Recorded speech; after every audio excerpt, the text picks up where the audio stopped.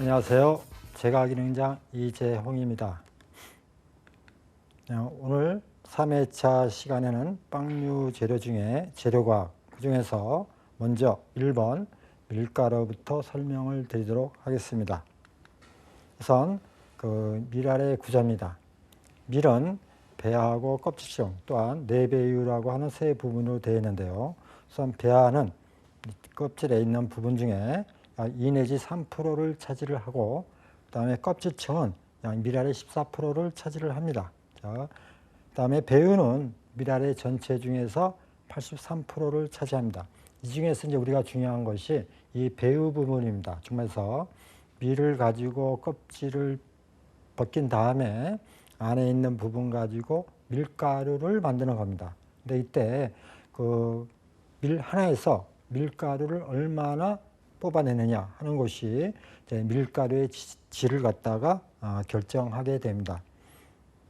다음에 이제 사진을 보시면은, 자, 밀에서 밀알이 나옵니다. 중에서 맨 곁에 있는 걸 결하고 그러죠. 결을 벗겨내고 이제 껍질이 있고 배아가 있고 배유 부분이 있습니다. 그래서 이 중에서 이제 배유 부분, 중에서 껍질을 제거한 안의 부분을 뽑아낸 것이 우리가 사용하고 있는 밀가루입니다. 그래서 이 밀가루를 사용할 때에, 물론 밀가루를 만드는 회사마다 밀 하나에서 밀가루를 뽑아내는 율을 재분율이라고 하는데, 이 재분율이 회사마다 약간씩 틀립니다. 그래서 주마서 이 껍질층에, 모든 곡물은 껍질층에 영양분이 많이 있습니다. 근데 이 껍질층으로 갈수록 껍질이 단단해집니다. 입자가. 그래서 소화도 잘 안 되고, 그다음에 입에서 씹기도 불편합니다. 그러니까 지금 우리가 먹는 식빵, 예를 들면요, 거기다가 밀에서 이 4배의 부분, 83%에 속하는 부분을 뽑아낸 걸 가지고 밀가루를 만드는 걸 가지고 우리가 빵을 만드는 겁니다.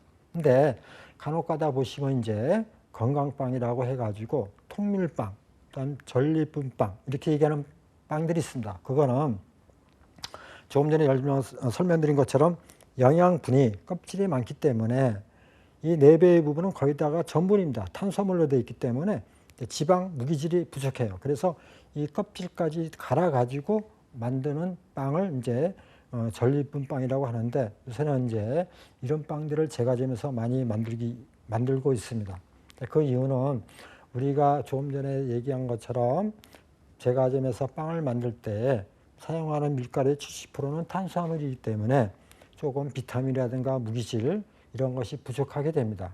그래서 그런 영양분을 보충하기 위해서 우리가 껍질 부분까지 잘라가지고 만든 빵을 요새 제과점에서 많이 만들고 있습니다. 다음에 재분율하고 재분 수율인데, 일단 1번 보시면 재분과 템퍼링입니다. 이 템퍼링이라고 하는 것은 이 밀을 갖다가 수입을 해서 결을 벗겨내고 나서 이제 껍질층하고 안에 있는 내배유를 분리를 해야 됩니다. 근데 이 분리를 할 때 같이 마세를 합니다.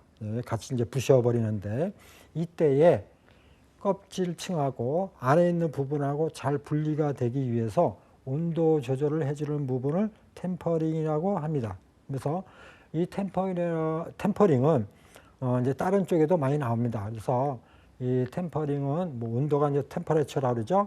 그래서 이 온도를 조정하는 단계, 또 온도를 조정하는 동작, 이렇게 생각하시면 됩니다. 그래서 이 재분이라고 하는 거는 껍질을 벗겨내고 안에 있는 밀가루를 만드는 부분을 재분이라고 하고, 그 다음에 템퍼링은 그 분리를 잘 시키기 위해서 온도를 알맞게 주고, 그 다음에 수분을 주고 해서 분리시켜 주는 거를 템퍼링이라고 생각하시면 됩니다. 다음은 이제 재분율입니다. 재분율은 밀에서 껍질을 빼고 안에 4배의 부분만 빼내는 거죠. 그래서 안에 있는 4배의 부위가 주면서 밀이 100g이라고 하면은 이 100에서 안에 있는 4배의 부분을 70%만 뽑으면은 재분율이 70%라고 하는 겁니다.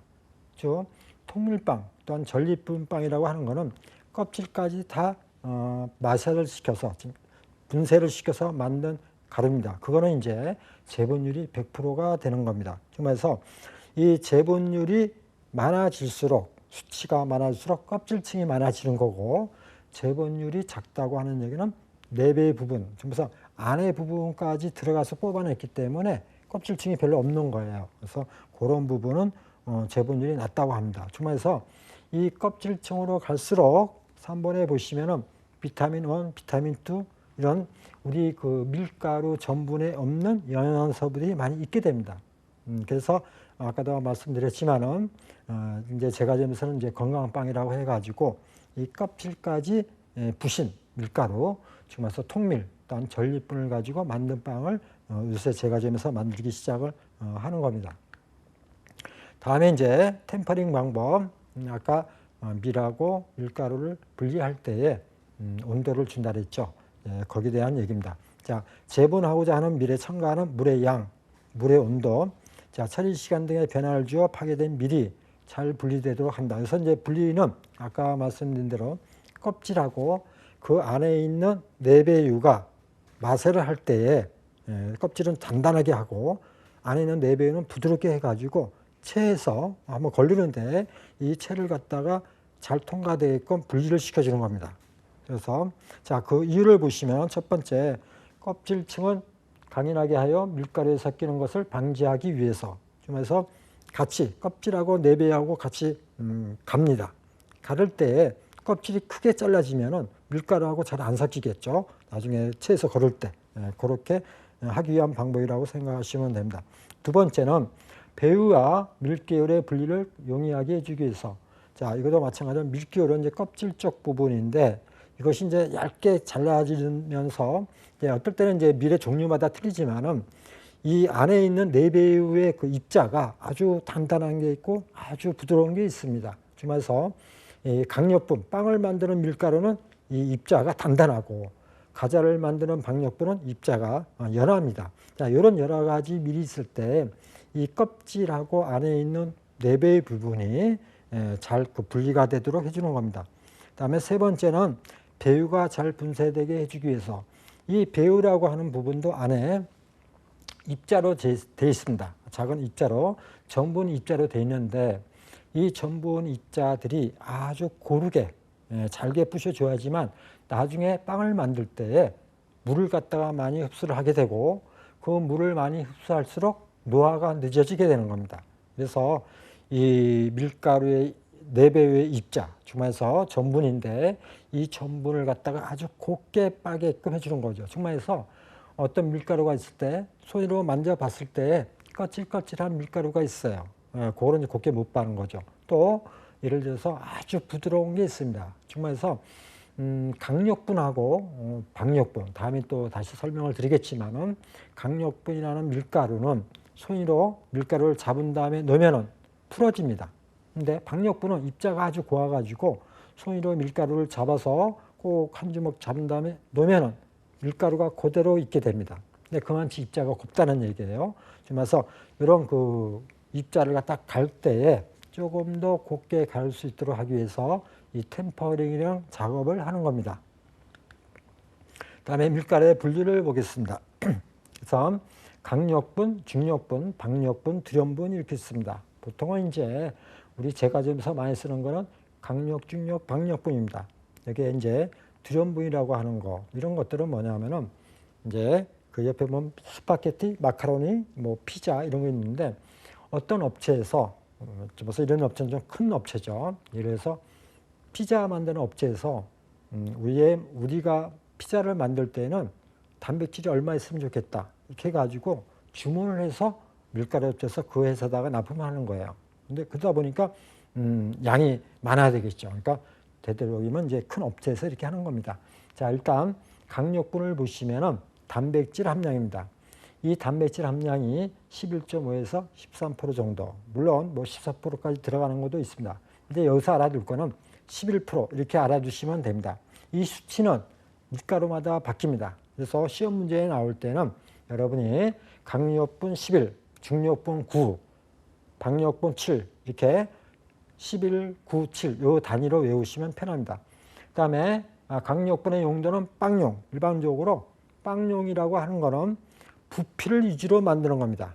이스트를 넣어서 부풀려서. 근데 과자는 물론 부피를 올리는 것도 있습니다.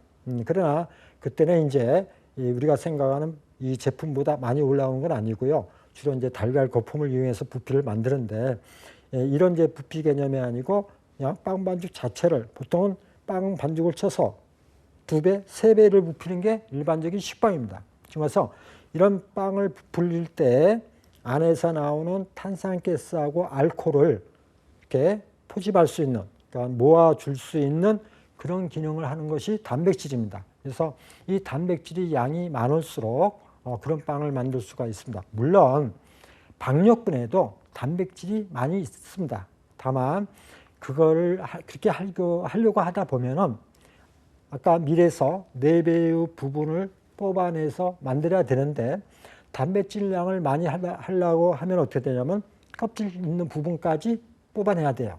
그러면 입자가 굵어집니다. 그래서 보통은 중력분이나 박력분에도 단백질이 있지만은 그 양을 갖다가 맞추기 위해서 또한 그 밀가루의 입자가 아주 곱게 하기 위해서 하다 보니까 이 밀이 다 틀립니다. 강력분 만드는 밀이 따로 있고 그다음에 박력분 만드는 밀이 따로 있습니다. 근데 거기에서 많은 양의 단백질을 뽑아내면 입자까지 가야 되니까 거칠거칠한 입자가 됩니다. 그래서 고운 입자만 뽑아낸 걸 기준했을 때의 단백질 함량입니다.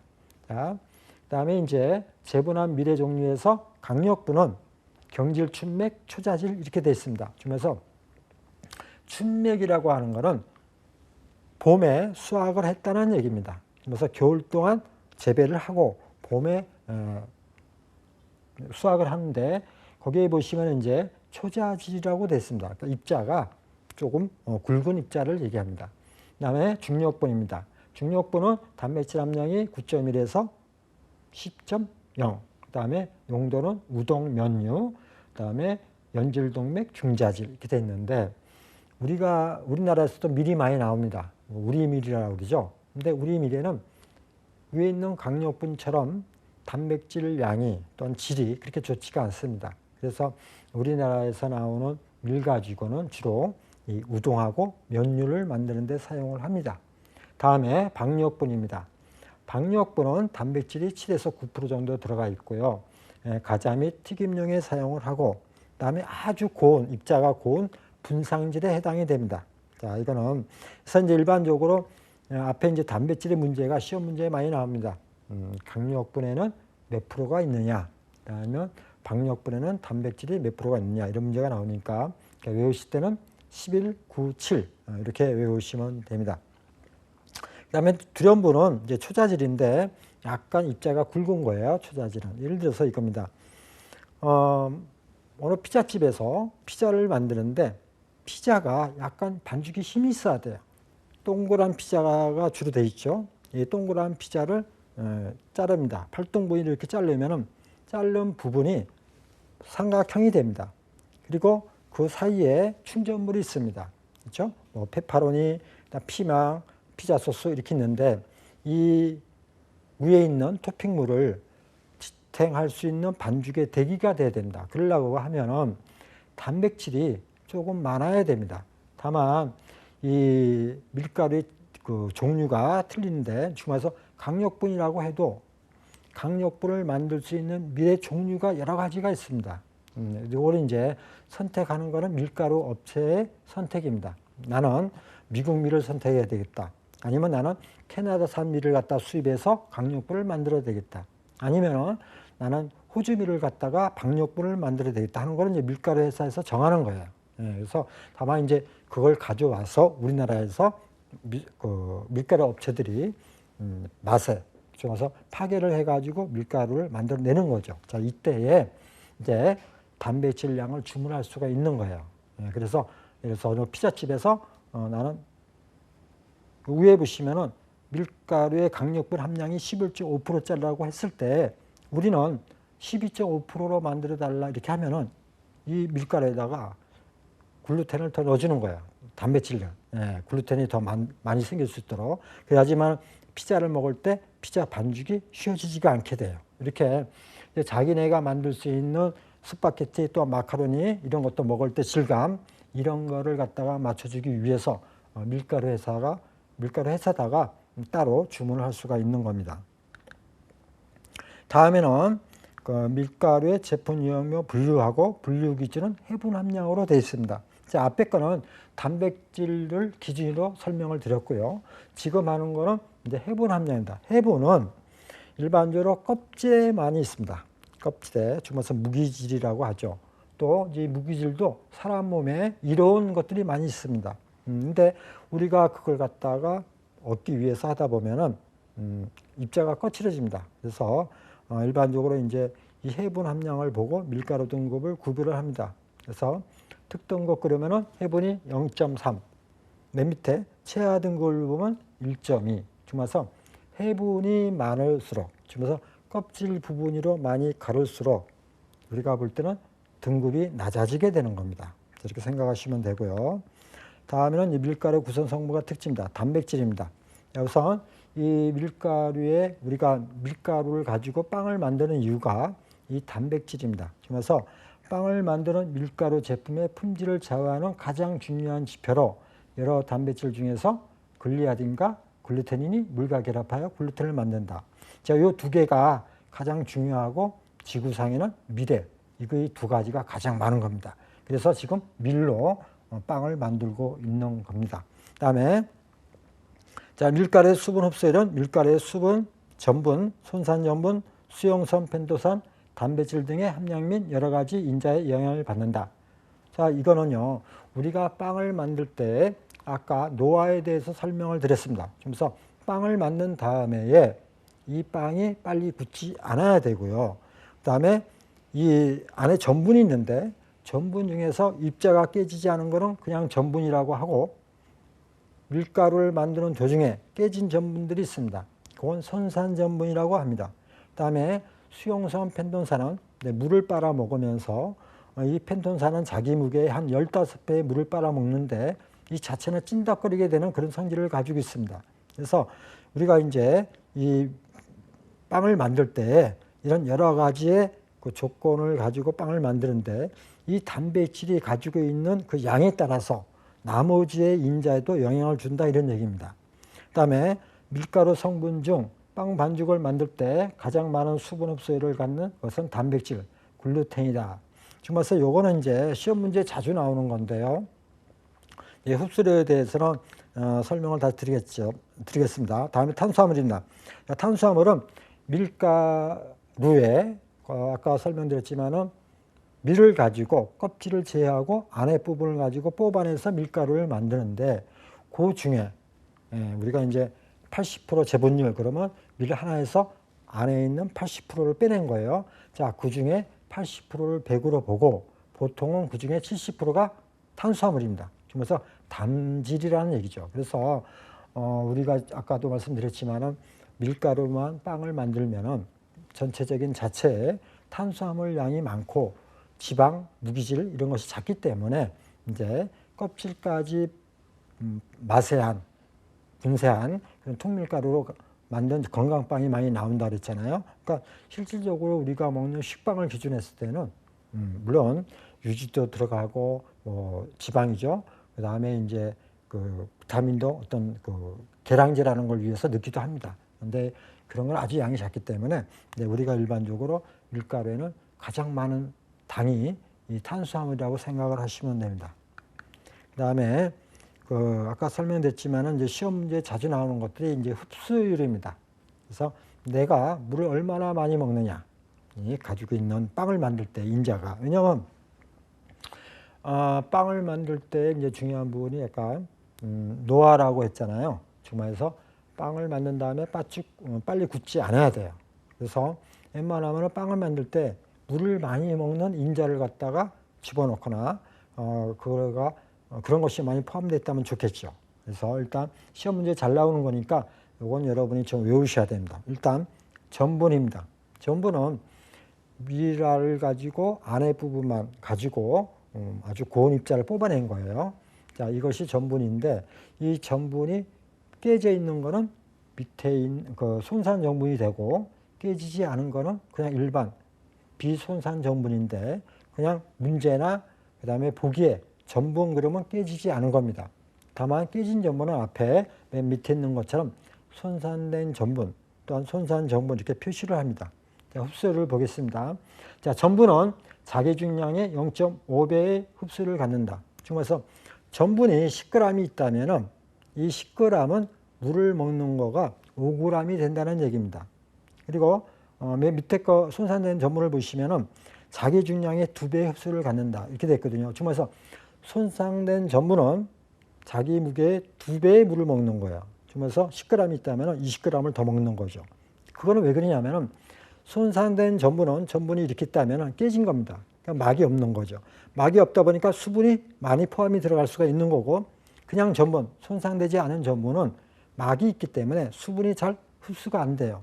그래서 손상된 전분은 자기 무게의 2배, 그리고 손상되지 않은 전분은 자기 무게의 절반만 물을 먹는다. 이렇게 생각하시면 됩니다. 두 번째, 단백질입니다. 그래서 단백질은 우리가 빵을 만들 때 여러 가지 단백질이 있는데 그중에 물에 녹는 단백질이 있고 물에 녹지 않는 단백질이 있습니다. 이제 우리가 이제 빵을 만들 때에는 물에 녹지 않는 단백질이 필요한 거죠. 앞에서 얘기한 글루테닌, 글로불린 이런 단백질이 이제 물을 빨아 먹으면서 엉겨서 빵을 만들 때 나오는 탄산가스, 알코올을 이렇게 막고 있는 역할을 하게 됩니다. 자, 이런데 얘네들이 이제 먹는 물의 양은 약 1.5배에서 2배의 물을 먹습니다. 이것이. 그다음에 이제 펜톤산은 밀가루에는 얼마 없습니다. 주로 이제 펜톤산이 많은 것이 호밀가루입니다. 그러니까 호밀가루 가지고 호밀빵을 만들면 반죽이 걸쭉하게 끈적끈적하게 됩니다. 근데 거기는 이제 펜톤산이 많은데 이 펜톤산은 자기 무게의 15배의 물을 먹습니다. 그러니까 물을 먹고 가지고 있는 거죠. 그래서 우리가 이제 빵 반죽을 할 때 많이 사용하는 것이 이제 밀가루인데 이 밀가루에 들어가 있는 단백질 중에서 물을 빨아먹는 것들입니다. 다음은 밀가루에 있는 지방입니다. 지방은 이렇게 많지는 않습니다. 1 내지 2%가 있고요. 그 다음에 이제 이정 70%는 유리지방으로 유기육면에서 추출이 돼버립니다. 그래서 우리가 그 빵에다가 이제 유지를 넣을 때가 있어요. 아까 얘기한 대로 보통 식빵이라고 하면은 약 70%가 밀가루의 탄수화물이니까 이 지방이 부족할 때가 있습니다. 그래서 이제 인위적으로 이런 이제 유지를 갖다 집어넣기도 하지만은 문제는 뭐냐면은 이 지방이 오븐에서 열을 받고 나오면은 산소하고 만나게 돼요. 그런 지방은 산화라고 해가지고 산패가 일어납니다. 그래서 보통 이제 빵에는 이 유지가 많이 들어간 빵은 보관을 잘 하셔야 됩니다. 그래서 우리가 이제 중에 두 번째 보시면은, 자, 하지만 밀가루가 빵 반죽이 되면 인해 함량이 높은 인지질이 글루테닌과 결합하여 결합지방이 된다. 그래서 이제 인이라는 게 나옵니다. 그 빵 반죽을 하게 되면은 인의 함량이 높아가지고 이제 보통 아까 앞에서도 설명드렸지만 인이 지방하고 같이 쓰면 우리가 인지질이라고 얘기하는데, 자, 이런 것들이 글루테닌과 결합해가지고 안에 지방으로 남게 됩니다. 다음에 결합지방입니다. 자, 결합지방은 에스테르에는 추출되지 않지만 추출은 이제 뽑아낼 수가 있다는 거예요. 자, 포화된 결정수를 가진 부탄알코올에는 추출된다. 추출되지 않지만 에스테르는 추출되지 않지만은 이제 부탄알코올에는 추출된다, 이런 얘기입니다. 자, 이것도 여러분이 얼른 보면은 지금 무슨 얘기인지 잘 모르실 겁니다. 그래서 이런 부분이 만일에 있다면은 아마 또 이제 계속 여러분이 교재를 공부하다 보면 이런 그 내용들이 계속 나옵니다. 또 다른 부분에서도. 그래서 일단은 이렇게 표시를 해주시면 돼요. 그 다음에 해분입니다. 아까 설명드렸지만은 보통 이제 해분은 껍질 쪽으로 많이 가면 되고, 그리고 영양분이 많이 있게 되고, 또한 해분이 딱딱하게 됩니다. 그래서 우리가 보통 부드러운 빵을 만들기 위해서는 안에 있는 부분 4배율을 사용하는 거고, 조금 영양분을 위해서는 껍질 부분까지 가는 그 해분이 많은 부분을 사용하게 됩니다. 자, 보시면은 맨 밑에 보시면은, 자, 밀의 재분율이 낮을수록 껍질 부위가 적을수록 해분 함량이 낮아지고 고분이 된다. 반대로 껍질 부위로 많이 가면은 저급 해분이 된다 그랬죠. 저급 밀가루가. 그렇죠? 근데 다만 그런 게 있는 거죠.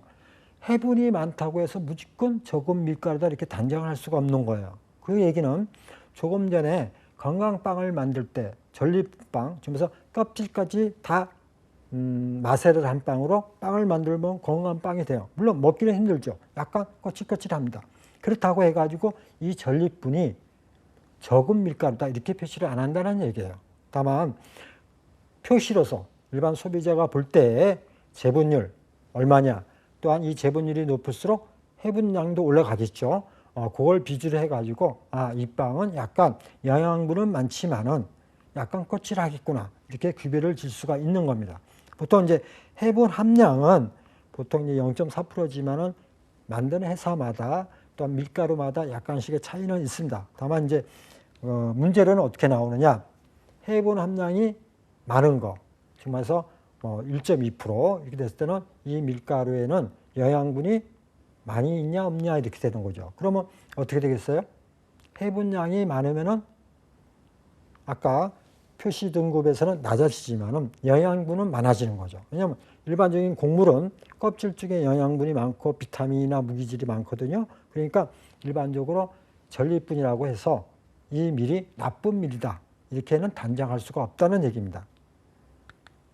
다음에 수분입니다. 자, 밀가루에는 10 내지 14% 정도가 포함이 되어 있고요. 그 다음에 밀가루를 보관하는 도중에 1% 감쌀 때마다 물을 갖다가 1.3 내지 1.6%를 더 넣어줘야 된다 이런 얘기입니다. 정말서 우리가 밀가루를 이제 구입을 한 다음에 바로 쓰면 괜찮은데 하다 보면은 뭐 양이 많으니까 개봉을 한 다음에 덮어놓고 며칠 동안 사용할 수가 있습니다. 그 동안에 이 작업장의 수분이 낮으면은 안에 있는 밀가루에 있는 수분이 날아가게 됩니다. 그러면 빵을 만들 때 날아간 수분 많지 물을 더 넣어줘야 되거든요. 그럴 때는 밀가루 자체 1%가 나가면은 조금 더 넣어주라 이런 얘기입니다. 1.3 내지 1.6%. 다음에는 효소입니다. 자, 밀가루에는 다양한 효소가 함유되어 있으나 제빵에 중요한 영향을 미치는 효소는 전분을 분해하는 아밀라제와 단백질을 분해하는 프로테아제다. 그래서 이 두 개는 우리가 빵을 만들 때 밀가루를 집어넣습니다. 그러면 이 밀가루가 전분이라 그랬죠? 이 70%가 이게 분해가 돼야 돼요. 이 분해를 해주는 것이 아밀라제고 또 한 가지는 반죽을 합니다. 우리가 반죽을 하는데 이 반죽이 너무 단단하게 있으면 빵이 안 부풀어요. 근데 이 반죽을 너무 단단하게 해주는 거는 단백질입니다. 그 중에서 글루테닌, 글로불린 이 두 가지가 물을 먹으면 고무풍선처럼 막을 만듭니다. 근데 이게 너무 단단하면 안 되니까 이걸 갖다가 분해를 해주는 것이 프로테아제입니다. 그러니까 밀가루 안에는 이 아밀라제하고 효소가 그 빵을 만들기에 아주 적정하게 밀가루 회사에서 넣어줍니다. 그리고 그 앞에서 이제 전분이 있고 손산 전분이 있는데 손산 전분이 많을수록 물을 많이 먹어요. 그렇죠? 전분은 자기 무게의 절반의 물을 먹고 손산 전분은 자기 무게의 약 2배의 물을 먹는다 했습니다. 그래서 그 대신에 또 뭐냐면은 이 손산 전분을 잘라졌기 때문에 전분이 분해가 되면은 이것이 나중에 포도당이 되는데 그 속도가 빨라집니다. 그래서 빵이 빨리 부풀어요. 그래서 밀가루를 구입할 때에 이런 효소라든가 또한 아밀라제하고 프로테아제 같은 효소가 얼마나 적당하게 있느냐 이런 걸 잘 보시고 구입을 하셔야 되고 또 한 가지는 손산된 전분이 얼마큼 있냐. 이 손산된 전분은 밀가루 회사에서 조금 이렇게 추가를 시켜가지고 빵을 바로 발효를 빨리 하게끔 이렇게 해주는 역할을 해줍니다. 그 다음에 밑에 보시면은 부족한 효소는 몰트로 첨가한다. 자, 몰트에 들어있는 아밀라제는 전분을 메가당으로 분해하는 효소다. 요새 이제 이 몰트를 많이 사용합니다. 그래서 이제 이런 몰트는 어디에 사용하냐면은 건강빵이라고 해가지고 설탕을 넣지 않는 빵들이 있어요. 그래서 요새 이제 많이 이제 그런 얘기하죠. 지방, 달걀, 그다음에 설탕 넣지 않는 거를 이제 건강빵으로 많이 만드는데 그러다 보면은 가스가 안 나와요. 탄산가스가 안 나와서 빵이 잘 안 부풀게 된다. 그러면 이제 어떻게 하냐면 이 전분이 분해가 될 때까지 기다려요. 왜냐면 앞에서 설명드렸지만은 이 아밀라제가 전분을 분해를 합니다. 근데 이 시간이 너무 오래 걸려요. 그러다 보니까 이제 인위적으로 이 몰트라는 걸 집어넣는데 이 몰트에는 아밀라제가 되어 있는데 이 아밀라제는 메가당으로 빨리 분해를 시킵니다.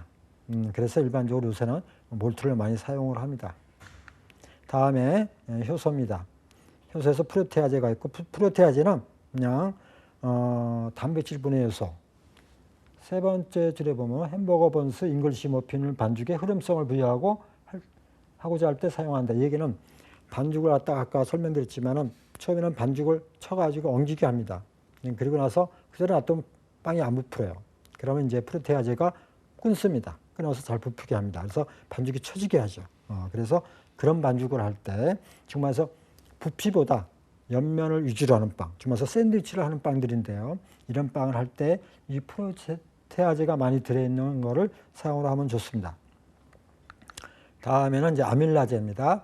이 아밀라제는 전분을 분해하는 효소고, 이 아밀라제도 이제 두 가지가 있는데, 이 아밀라제가 밀가루에 많이 포함되어 있지 않으면은 빵이 부푸는 시간이 굉장히 오래 걸리게 됩니다. 그래서 일반적으로 이 아밀라제가 없으면은 별도로 아밀라제가 있는 어떤 그 제빵 계량제 또한 반죽 계량제라고 하는 것이 있는데, 그런 제품을 넣어줘야 됩니다. 그래야지만 빵이 발효를 할 수가 있습니다. 자, 여기 보시면, 맨 밑에 보시면은 발효성 탄수화물인 메가당은 완제품의 껍질색을 개선한다. 이렇게 되어 있습니다. 정말서 여러분들이 이제 교재를 공부하다 보면은 이 발효성 탄수화물이라는 단어가 굉장히 많이 나옵니다. 왜냐하면 우리가 빵을 만든다고 하는 거는 밀가루에다가 물을 넣고 이스트를 넣어서 발효를 시킵니다. 어느 정도 놔두면 가스가 나와요. 그리고 빵이 부풉니다. 자, 이걸 갖다가 구운 것이 빵입니다. 정말서 이 밀가루에다가 물을 넣고 이스트를 넣고 부풀려서 걷다. 정말서 간단하게 하면 이게 이제 빵인데, 여기서 이제 중요한 거는 부풀리는 거죠. 빵을 갖다가 부풀리는데 우리가 사용하는 것이 뭐냐면은 빵에서는 이스트입니다. 근데 이스트에, 그럼 왜 그걸 쓰냐면은 이 이스트가 발효성 탄수화물, 즉 말해서 발효가 될 수 있는 가스가 나올 수 있는 거. 즉 말해서 탄산가스는 물에 녹아 있기도 하고 위로 올라가기도 합니다. 그래서 빵을 부풀리게 하는 거죠. 그래서 이런 가스를 만들어낼 수 있는 당을 갖다가 우리가 발효성 탄수화물이라고 합니다. 즉 말해서 앞에서 설명을 했는데 여러분이 기억이 날지 모르겠어요. 자, 설탕은 포도당하고 포도당으로 분해가 되고, 이것은 탄산가스하고 알코올로 분해가 됩니다. 근데 유당은 분해가 안 된다고 그랬죠. 그렇죠? 그러니까 유당은 발효성 탄수화물이 안 되는 거예요. 즉 말해서 이제 자당, 설탕, 포도당, 가당 이런 거가 이제 발효성 탄수화물이 되는 겁니다. 밀가루 보관 방법은 1번만 설명드리겠습니다. 우선 온도입니다. 모든 그 물질은 온도에 영향을 받는데, 일반적으로 보관을 할 때 실내 온도에서 보관하는 게 가장 좋습니다. 그게 이제 보통 18도에서 24도. 습도는 평균입니다. 어느 한쪽에 수분이 많으면 한쪽의 습도가 낮은 부분으로 옮겨갑니다. 그래서 일반적으로 습도는 한 55에서 65% 있는데 놔두고, 그 다음에 이제 냄새 나는 부분, 또 위생동물, 쥐 같은데 안 다니는 거, 쥐가 밀가루 포도를 굉장히 잘 갉아먹습니다. 그래서 쥐가 다니지 않게끔 해줘야 됩니다. 그 다음에 밀가루를 쓰는 제품에 대해서 표백하고 자연 숙성에 대한 겁니다. 정말서 밀가루 회사에서 만든 다음에 포장을 해요. 요새 이제 한 푸대에 20kg씩 나오는데, 그 만든 밀가루를 바로 빵을 만들면은 반죽이 잘 안 됩니다. 물도 잘 안 먹고. 그래서 그냥 놔두게 됩니다. 그러면 공기 중에 있는 산소하고 결합이 돼서 색이 변합니다. 색이 노란 밀가루가 하얗게 변해요. 그걸 이제 표백이라고 합니다. 또 한 가지는 이제 가만히 한 2, 3개월 동안 이렇게 놔두면은 반죽이 효소가 많이 생겨서 이 효소가 작용을 잘하게 하는 겁니다. 잘해가지고 빵이 만들기에 좋은. 정말서 숙성이라고 하는 거는 발효입니다. 발효를 잘 하게 해서 숙성을 잘 시켜서 빵이 잘 부풀게끔 이렇게 만들어주게 해줘야 됩니다. 근데 그 기간이 얼마냐? 시험 문제 잘 나오는 것이 2, 3개월입니다. 그러니까 이 숙성 기간 2, 3개월을 여러분이 기억을 해 주셔야 됩니다. 다음에 밀가루 안에는 또 계량제라는 게 있고, 이 계량제 안에는 표백제하고 영양 강화제가 있습니다. 그러니까 인위적으로 밀가루를 만들면 밀가루 색깔은 약간 노란색이 납니다. 그러니까 노란색을 하얗게 만들어주는 것이 표백제고, 그 다음에 앞에서 설명드린 것처럼 밀가루 안에 있는 4배의 부분만 뽑아서 밀가루를 만들기 때문에 영양분이 탄수화물이 대부분이에요. 당질. 그러니까 나머지가 비타민, 무기질 뭐 이런 게 없으니까 따로 이 영양 강화제를 첨가를 더 시켜주면 되는 겁니다. 다음에는 밀가루 숙성제와 숙성제인데 여기서 보시면 이제 앞에서 얘기했던 중간쯤에 보시면은 SH기하고 SS기가 또 나옵니다. 그래서 이 SS는 반죽을 쳐가지고 일부분을 끊어진 걸 얘기를 하고 SS는 계속 붙여져 있는 부분을 SS 결합이라고 하는 겁니다. 그래서 이 반죽을 한 다음에 우리가 이런 걸 갖다가 집어넣어 가지고 이런 결합들을 서로 이렇게 바꿔주는 역할을 해주는 역할을 해요. 그래서 이 SH 결합이 어느 정도 지나면 다시 SS 결합으로 돼 있다가 다시 또 떨어지고 SS 결합도 어느 정도 있다가 떨어져서 SS 결합을 만들기도 합니다. 다음 이제 밑에 줄에 보시면 이제 산화제가 있습니다. 산화제는 브롬산 칼륨, 그다음에 ADA, 비타민 C 이렇게 돼 있고 비타민 C는 보통 아스코르비산 이렇게 많이 나옵니다. 그래서 이 산화제 종류를 아셔야 되는데 산화제는 공기 중에 있는 산소를 끓여다가 붙여주는 결합을 한다 이렇게 생각하시면 된다. 그래서 산화제라고 하는 겁니다. 다음은 이제 기타 가루 중에서 호밀가루를 설명드리겠습니다. 자, 여기 있는 기타 가루는 뭐냐면요. 빵을 만들 때 지금 우리가 대체적으로 밀가루를 쓰잖아요. 근데 밀가루는 탄수화물이 70%예요. 그러니까 보니까 영양분이 다른 거는 부족해요. 당질만 많고. 그래서 이런 기타 가루를 넣으면서 영양 보충을 하는 겁니다. 그 중에 몇 가지만 설명드리겠습니다. 그래서 호밀가루가 있습니다. 호밀가루는 노란 줄 친 것처럼 전체 단백질이 90%고 호밀가루, 우리가 이제 밀가루는 우리가 가지고 있는 글루텐을 만드는 고무풍선을 만드는 그 글루텐의 단백질이 거의 다 90%예요. 그런데 이제 호밀은 25%뿐이 안 됩니다. 그러니까 호밀가루에는 단백질이 좀 작은 거죠. 다만 이제 아까 앞에서 설명드렸지만은 그 펜톤산이라는 게 있습니다. 그리고 또 이쪽에는 호밀가루는 또 효소가 많고 영양분이 밀가루보다 많아요. 그렇기 때문에 이 호밀가루를 빵 만들 때 좀 추가를 시켜주면 좋다 이런 얘기입니다. 자, 호밀가루 특징 보시면은 뭐 일본에서 청나라의 오랑캐에서 처음 들어온 거라고 해가지고 오랑캐 호자를 써가지고 우리나라에서는 지금 호밀가루라고 이렇게 얘기를 합니다. 두 번째는 글루텐 형성 단백질이 밀가루보다 적지만은 주마서 글루아딘이 작지만은 주마서 영양분 그 중에서 칼슘과 인이 밀가루보다 많은 겁니다. 그래서 밀가루에다가 좀 첨가를 시켜주면 영양분으로 도움이 된다는 얘기예요. 그 다음에 이제 세 번째는 아까 말씀드렸지만 이 펜톤산은 물을 갖다 15배 정도 빨아먹습니다. 그러니까 그마치 굳는 속도는 늦어요.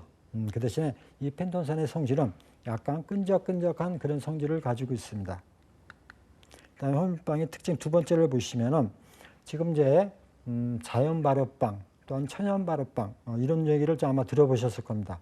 이런 빵을 할 때 이 호밀을 가지고 이런 종을 만드는데 이 호밀에는 말해서 그 효소들이 많습니다. 그러니까 공기 중에 있는 균을 갖다가 가져와서 할 수도 있지만은 이 호밀 자체에 있는 효소를 가지고 분해를 시켜가지고 가스를 내가지고 그 가스가 나온 반죽을 우리가 이제 반죽에 넣어서 하는데 이 가스를 미리 나오게 한 반죽을 우리가 이제 발효종이라고 하는 겁니다. 그때 이제 이 호밀을 가지고 만들게 됩니다. 그래서 뭐 종류도 여러 가지 있는데 발효종, 샤오종 뭐 이렇게 얘기도 합니다. 그다음에 재분율에 따라서 색깔이 틀립니다. 백색, 중간색, 흑색 이렇게 돼 있고 보통은 이제 앞서 얘기한 대로 칼슘과 인이 많이 있기 때문에 사용을 하고 그다음에 이제 여섯 번째 보시면은 호밀분의 지방 함량이 높으면 저장성이 나빠진다. 이거는 다른 곡물도 마찬가지입니다.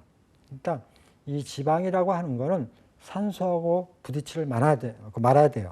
일단 지방은 산소랑 부딪히면은 상하기 시작을 합니다. 냄새가 나죠.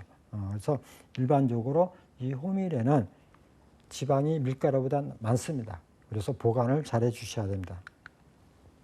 다음에는 활성밀 글루텐입니다. 아마 이것도 여러분이 처음 들어보는 단어일 겁니다. 그리고 아마 잘 사용하지도 않는 제품이에요. 근데 다만 이제 지금처럼 밀가루만 가지고 반죽을 하다가 나는 칼슘과 인 같은 영양제가 필요하다 해가지고 호밀을 넣었어요.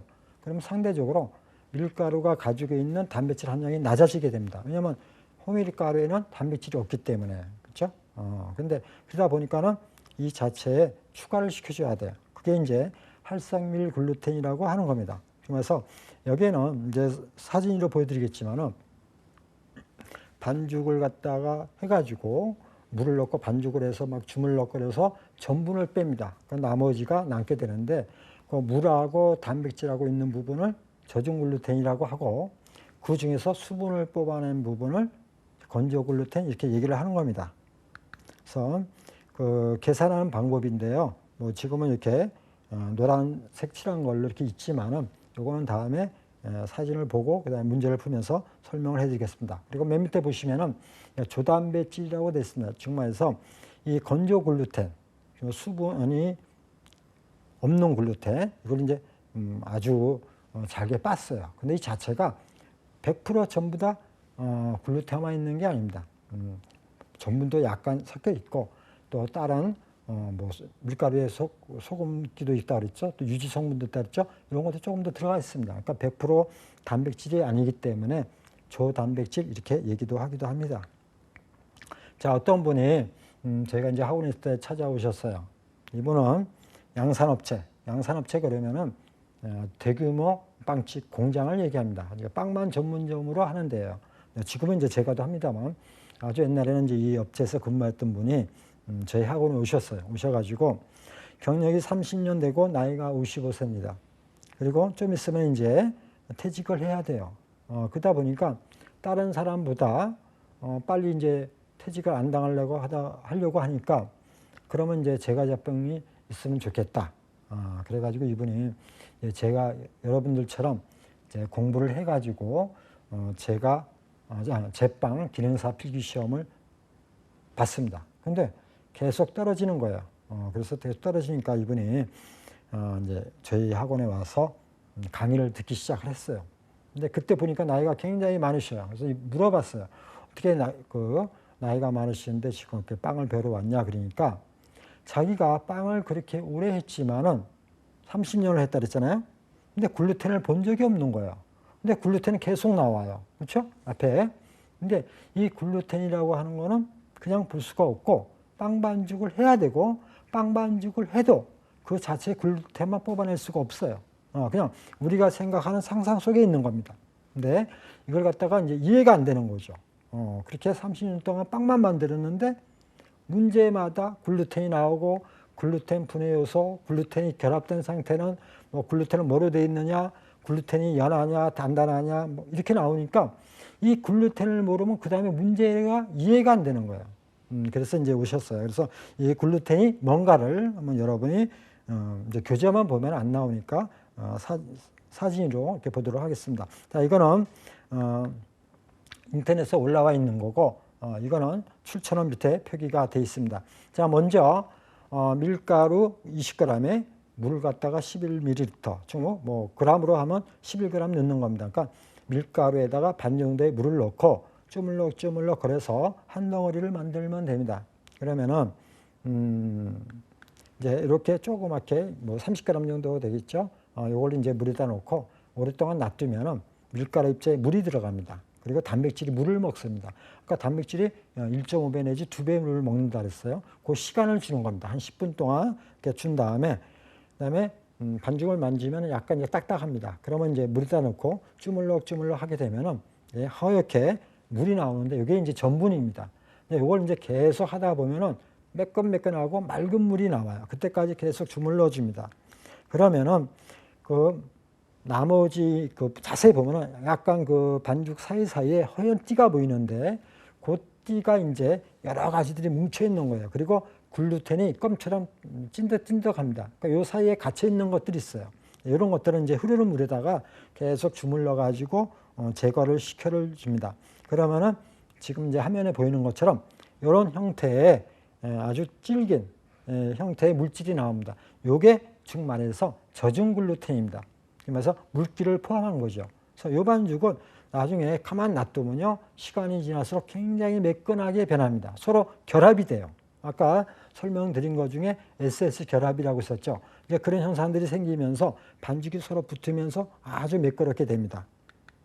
그 다음에 요걸 이제 오븐에다 넣어서 이제 구워보도록 하겠습니다.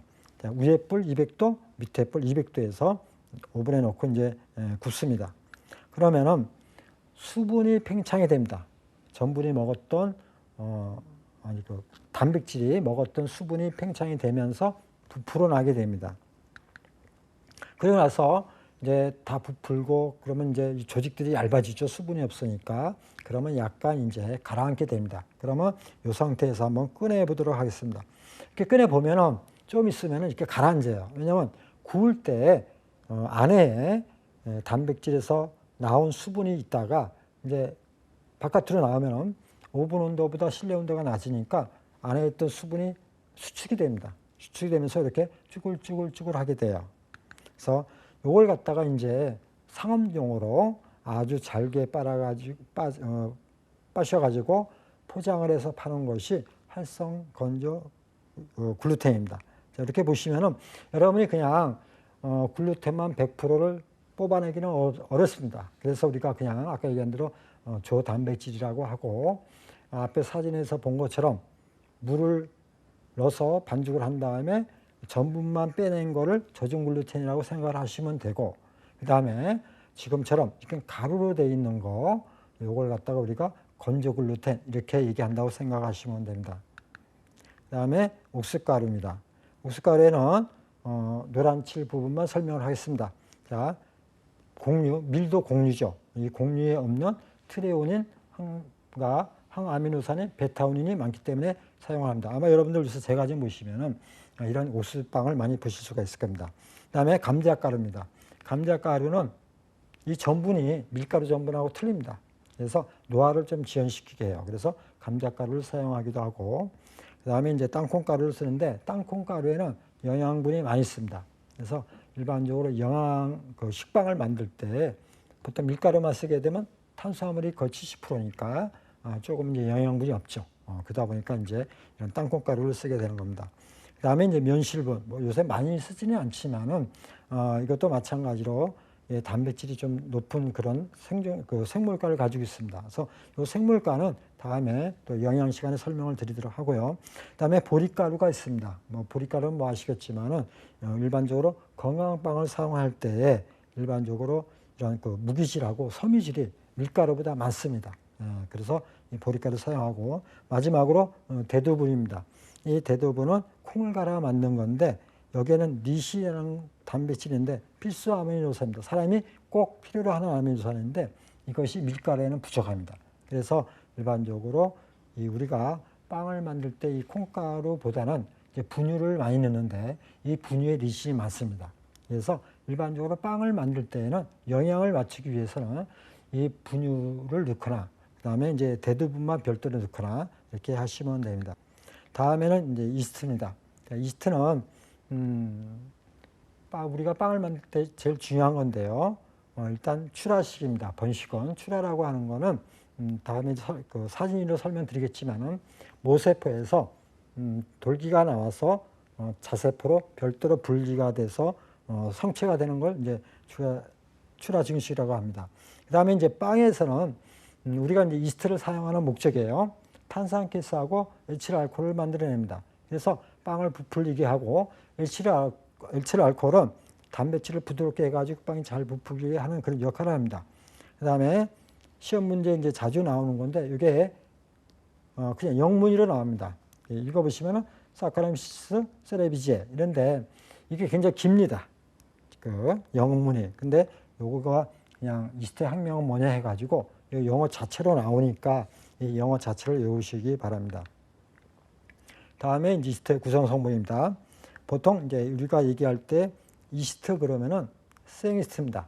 그러니까 생이스트, 드라이스트, 활성건조 이스트 이렇게 있는데 일단 우리에게는 이 생이스트라고 하는 거는 보시면은 수분이 약 70% 정도 평균, 그리고 단백질, 해분, 인산 이런 것이 해가지고 일반적으로 고용분이 30% 이스트의 역할을 할 수 있는 거, 그 다음에 이 자체의 70%는 물이다 이렇게 생각하시면 됩니다. 그래서 우리가 얘기할 때 이스트는 단백질로 되어 있습니다. 그리고 이 자체에는 필수 아미노산이 많기 때문에 우리가 볼 때는 이제 완전 단백질 형태의 균이다 이렇게 생각을 합니다. 그다음에 이거는 이제 이스트의 그 형체인데 뭐 시험 문제로 많이 나오지는 않습니다. 그래서 형태는 길이는 1에서 10미크론입니다. 아주 작습니다. 현미경 한 2만 배 되는 걸로 봐야지 아주 보일까 말까 할 정도의 아주 미세한 균들이 이렇게 그 모여 있는 것이 우리가 얘기하면 이제 건조이스트 이렇게 얘기를 하면 되는 겁니다. 여기에 보시면은 맨 왼쪽에 탄생은이 있고 맨 오른쪽에 출화은이라는 게 있습니다.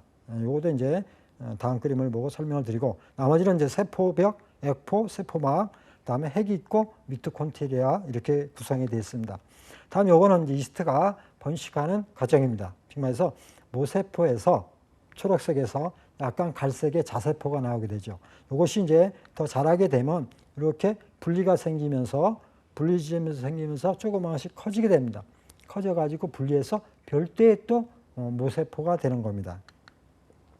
자, 여기 지금 보이는 사진이 압착혐오, 정말 생혐오입니다. 정말 이 압착하면은 눌러서 한 거죠. 그래서 이렇게 사각형으로 해가지고 포장이 돼서 나옵니다. 보통 500g 정도 이렇게 나오는데 앞에서 얘기한 대로 수분 70%, 고형분 30%, 그다음에 일반적으로 사용할 때는 30도 물에 풀어 쓰는 것이 가장 좋습니다.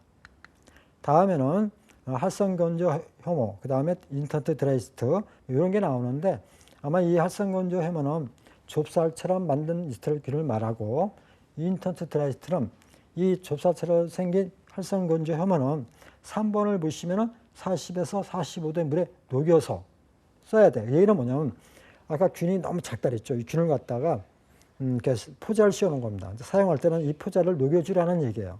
이제 그때 물의 온도입니다. 그다음에 맨 밑에 보시면은 장점에서 균일성, 편리성, 정확성, 경제성, 저장성. 이거는 뭐냐면은 앞에 얘기했던 생이스트에 대한 장점을 얘기하는 겁니다. 즉 말해서 생이스트는 수분이 많기 때문에 빨리 죽어요. 그래서 오래 보관을 못 합니다. 근데 이렇게 이제 보관할 수 있는 포자를 씌워서 보관할 수 있는 거는 오래 사용할 수가 있다는 얘기예요. 그게 이제 제일 큰 것이 저장성입니다. 그래서 시험 문제에 이 생이스트보다 드라이스트를 사용하는 장점은 뭐냐 해가지고 이렇게 균일성, 편리성, 정확성, 경제성, 저장성 이렇게 나올 수가 있으니까 오늘 여러분이 조금 이해를 해 주시기 바랍니다. 다음은 효소입니다. 요거는